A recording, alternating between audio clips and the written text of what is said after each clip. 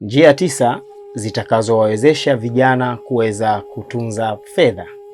Kwa kweli vijana wengi wanalalamika kuwa pesa ambayo wanayoipata kupitia harakati zao za kimaisha na harakati za kikazi huwa haziwaletei manufaa yoyote na wala hazikai mifukoni mwao. Leo hii nimekuja na njia 9 za kukufahamisha kijana ili uweze kutunza pesa yako. Njia ya kwanza, wacha kununua vitu bila ya mpangilio. Utakapoacha kununua vitu bila mpangilio, itapelekea kuweza kutunza fedha zako, kwa sababu fedha unatakiwa uipangilie budget, kwamba pesa yangu hii nitanunua hii, hichi nitanunua kile, na asilimia fulani nitaweka kwa ajili ya dharura. Njia ya pili, kutumia pesa ambayo haujaipata. Kwa kweli hili ni tatizo kubwa, hususan kwa vijana.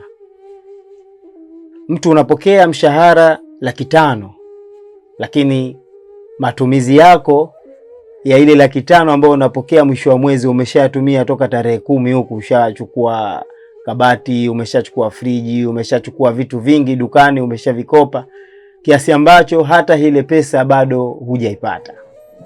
Kwa hiyo tukiepukana na tabia hii, basi tunaweza vijana tukazitunza pesa zetu ili tuweze kutimiza malengo yetu kama vijana. Njia ya 3 ni kutumia zaidi ya unachokiingiza. Kiukweli, hususan kwa sisi vijana, vitu ambavyo tunavyovitumia ni zaidi ya kile ambacho tunachokiingiza.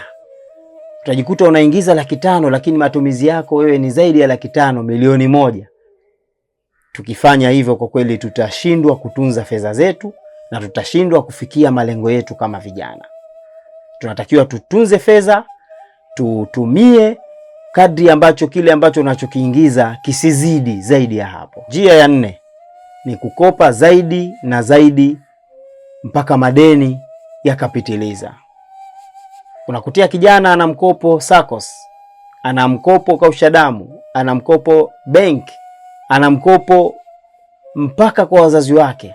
Leo hii kijana huyo pesa yoyote ambayo atakayoipata itaishia kulipa madeni na hatakuwa na uwezo wa kutunza fedha.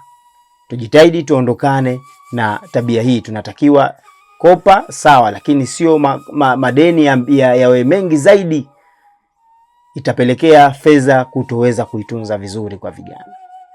Njia ya 5, epuka kushawishiwa na marafiki. Don't let anyone rush you. Usikubali mtu yoyote akushawishi, akulazimishe fanya kitu fulani. Kuna marafiki watakuja pindipo utakapokuwa na fedha, watakushawishi kufanya vitu mbalimbali. Kwa hiyo epukana na ushawishi wa marafiki. Fanya kwa maamuzi yako, fanya kwa mujibu wa bajeti yako ili uweze kuitunza fedha yako. Njia ya 6, andika matumizi yako ya kila siku. Kikawaida unatakiwa unapoamka tu uwe tayari umeandika bajeti yako ya siku nzima. Unatumia hichi cha msingi, hichi sio cha msingi, hichi unaweka balance ya pesa yako. Ukifanya hivyo, kuandika bajeti ya kila siku, matumizi yako ya kila siku, unaweza ukawa successful na ukaweza kutunza pesa yako, hususa kijana na malengo mengi ya baadaye. Njia ya 7, weka mfuko wa dharura. Kwa kweli hata kwenye vitabu vya dini, Biblia, Qur'an, vimeelezea historia ambayo kabla ya Uislamu na baada ya Uislamu, kabla ya Christian, kwamba mifuko ya dharura ilivyokuwa inasaidia kwenye jamii zetu. Kwenye Uislamu kulikuwa kuna Baitul Mal. Kwa hiyo mfuko wa dharura kwa vijana lazima uweke akiba, na akiba huwa haiozi, itakusaidia wakati wa dharura. Kwa ukifanya hivi unaweza ukaitunza pesa yako vizuri na ukafikia malengo, kama ni kujenga, kama ni kununua usafiri mzuri, na kama kufanya pirika nyingine za kimaisha, inaweza ikakusaidia pindipo utakapokuwa umeweka akiba. Njia ya 8, tafuta chanzo chengine cha kukupatia kipato. Una kazi, umeajiriwa serikalini kijana, lakini huku nje huna pirika yoyote ya kukushughulisha, huna jambo lolote la kufanya wewe ukaweza kupata kipato, ikawa wewe unategemea mshahara wako kwa kila kitu chako, kwa bajeti zako zote, utafeli. Hakikisha unatafuta njia mbadala ya kuongeza kipato chako.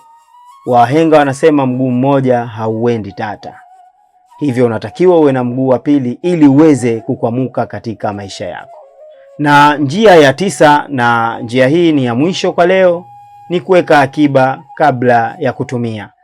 Panga pesa yako, igawe 20%, gawa 20%, 10%. 20 hiyo utaiweka kwenye matumizi ya lazima, 20 utaweka katika matumizi ambayo yasiokuwa ya lazima, kama ni kwa kila mwezi kwenda outi, kwenda kula kwenye restaurant, na 10 weka katika akiba.